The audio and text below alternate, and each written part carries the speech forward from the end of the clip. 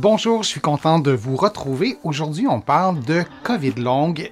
On va vous donner des conseils, des astuces peut-être aussi pour améliorer votre condition, pour améliorer votre qualité de vie. Et j'ai l'immense bonheur de vous présenter les prochains contenus avec une collègue, Frédérique Daigle, qui est physiothérapeute à la clinique universitaire de réadaptation de l'Estrie. Bonjour Frédérique, ça va bien? Salut Denis, ça va bien, merci et toi? Oui, ça va très bien. Merci d'être là. C'est vraiment très généreux de ta part de nous consacrer ce temps pour parler de la COVID longue. Les personnes qui ont la COVID longue finiront-elles un jour par se rétablir? C'est une question qui est difficile parce qu'on lit pas dans l'avenir. On est physiothérapeute, on lit pas dans des boules de cristal. Et cette maladie, la COVID, mais aussi la COVID longue, c'est quelque chose qui est récent. Mais qu'est-ce qu'on peut dire? Qu'est-ce qu'on peut répondre à cette question-là, Frédéric? Je dirais que pour le moment, on n'a pas la réponse absolue. Il y a des gens qui ont guéri de la COVID longue.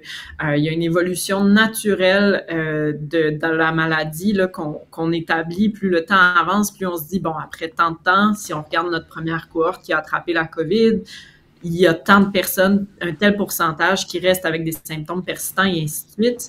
Donc, les statistiques se développent au fur et à mesure. Comme je vous disais, il y a des gens qui ont guéri, mais il y a des gens qui sont encore aux prises avec des symptômes persistants, bien qu'ils aient attrapé la COVID au tout début de la pandémie.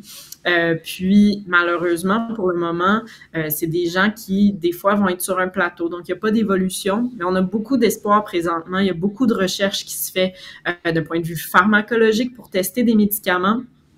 Juste à Sherbrooke, là, il y en a 2 présentement auxquels je pense qui roulent à travers le Québec. Il y en a plusieurs également. Donc, on espère beaucoup que du côté pharmacologique, on va trouver des outils efficaces pour aider les gens qui sont pris avec certains symptômes persistants, là, malgré le temps qui passe.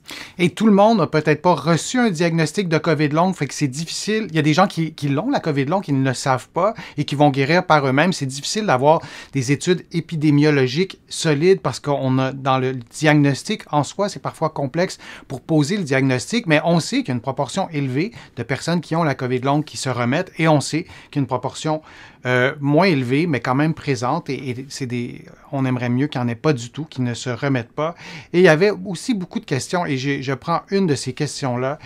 Comment garder espoir face à l'avenir avec des symptômes qui perdurent pour lesquels personne, dont les spécialistes, n'a pas de réponse? Et l'espoir, c'est important. Et quand on est pris avec un syndrome, avec une COVID longue qui est incapacitante, c'est parfois désespérant, soit en t'inspirant des histoires que tu as vu dans ta pratique professionnelle ou en s'inspirant de ton expertise, qu'est-ce que tu réponds à ces personnes-là qui vivent des moments vraiment difficiles, qui sont sur le point de perdre espoir? Qu'est-ce que tu peux leur dire? Bien, je vous dirais, restez pas seul. C'est drôle, moi, je travaille avec la clientèle COVID longue, donc j'en vois à longueur de journée. Mais vous, probablement que dans votre entourage, si vous souffrez de COVID longue, vous êtes seul ou à peu près qui avez cette maladie-là. Il existe des groupes de soutien. Il existe également des classes d'éducation dans différents milieux où on rassemble les gens qui ont la COVID longue pour que vous ayez l'opportunité de parler à d'autres gens puis de voir un peu des gens qui l'ont depuis plus longtemps que vous, des gens qui l'ont depuis moins longtemps que vous, qui ont des symptômes similaires à vous, puis de voir en parlant avec d'autres, tu sais, pouvoir voir que vous n'êtes pas seul avec ça. Donc ça, c'est la première chose que je vous dirais. La deuxième chose que je vous dirais, c'est restez pas seul avec ça non plus dans le sens où allez chercher des ressources professionnelles. Si le spécialiste peut pas vous aider, c'est qu'il n'a pas trouvé dans sa spécialité une problématique à traiter. En physiothérapie, en ergothérapie, on a une approche où on traite vos symptômes. Donc, moi, que vous soyez essoufflé puis que vos poumons aillent bien, je suis juste contente. L'organe va bien. On peut maintenant travailler sur la fonction qui est la respiration pour améliorer cet aspect-là.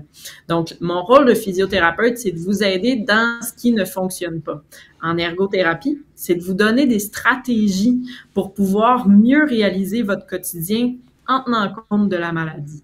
Donc, ces 2 disciplines, puis là, je presse pour ma paroisse, mais ces 2 disciplines qui, je pense, ont un rôle clé dans l'accompagnement des patients, puis qui peuvent vous aider à garder espoir, à avoir des outils pour que vous soyez mieux dans cette maladie-là, puis que vous puissiez ne pas rester seul avec vos symptômes. C'est vraiment inspirant ce que tu nous dis, Frédéric.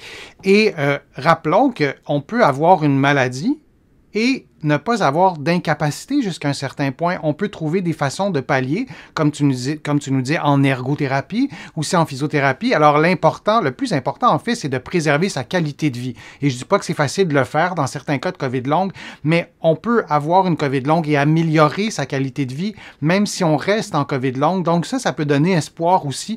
Quand notre objectif, c'est de guérir à 100%, on le souhaite pour tous. Quand c'est plus difficile, de se rappeler qu'on peut aussi améliorer sa qualité de vie, même si on n'a pas une guérison totale. Ça peut peut-être aussi donner espoir. Je te remercie beaucoup, Frédéric. La COVID longue, c'est oui une nouvelle maladie, mais on sait de plus en plus de choses sur ça.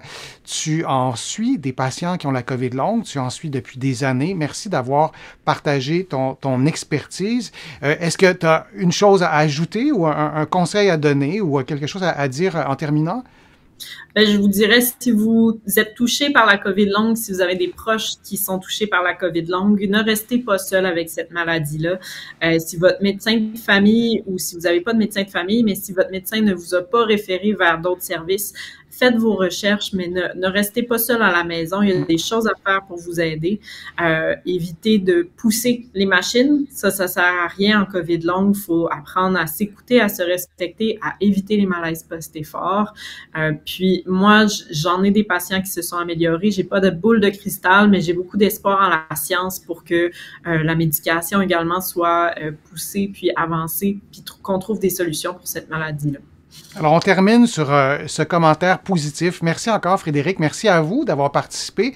N'hésitez pas à écrire vos commentaires, à poser vos questions dans le fil de discussion, même si vous nous écoutez pas en direct. Moi, je vais relire toutes les questions. On préparera d'autres vidéos sur la COVID longue, sur d'autres sujets aussi. Donc, je lis tous vos commentaires. C'est toujours un plaisir de vous présenter ces contenus et je vous dis à une prochaine fois, à une prochaine vidéo. À bientôt.